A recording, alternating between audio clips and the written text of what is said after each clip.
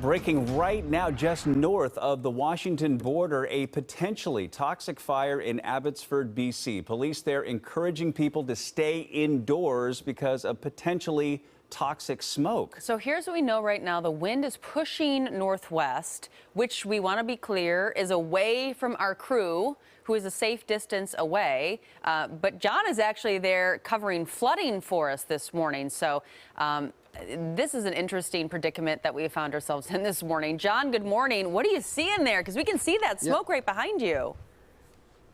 You can, Liz, and when it rains, it pours for those poor folks in Abbotsford right now. That is that black smoke you were talking about coming from that major fire in Abbotsford. Just heard from the mayor of Abbotsford a couple minutes ago. He says the building that's on fire has about 500 recreational vehicles stored in it. That's why they're telling people to stay in their homes, keep their windows closed, keep their doors closed, because that is potentially very toxic smoke. And while they deal with that, they're keeping a close eye on their pump system there in Abbotsford because the Fraser River is creeping up on it. They're not sure it can handle that amount of water, and if it can't, then it could create what they're calling a catastrophic situation there in Abbotsford. So right now they're advising people to evacuate, and in some cases they're ordering people to evacuate the area. The good news, they say, though, that the water appears to have dropped about 6 feet over the last 24 hours or so. Part of that due to now drier weather. We've got dry, sunny weather out here, and that's good when you have dealing with floods.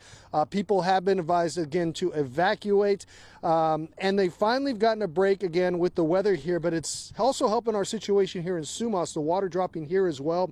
But this is still not what you want to see here, because this is not a lake. This is farm fields here that are underwater at this point, completely submerged here. This is where rescuers actually put in their boats to try to get out to area homes and keep people out of their homes who were trapped over the last couple of days. The mayor says the water does continue to come down here, but there's still way more roads that are closed than are open. Even the ones that are open, like this one here, you can see some cars are going through it now. They're taking a chance, some trucks, but lower cars cars were lower to the ground have been turning around here and going the other way. But then again, you can run into water on just about any road here in the Sumas area. 75% of the homes we're told have been damaged by floodwaters. But even if the pumps fail in Abbotsford, the mayor here in Sumas says it shouldn't really affect folks in this area, or really on this side of the border. They are monitoring it. They're continuing to monitor it, and they're hoping to dry out and start to look at some of the damage in this area. We're monitoring it as well this morning here in Sumas. This is about as close as we can get to the downtown area, and we're also keeping an eye on this fire just ahead of us here in Abbotsford, guys. All right, John, you have your hands full. We appreciate it. Thank you. Also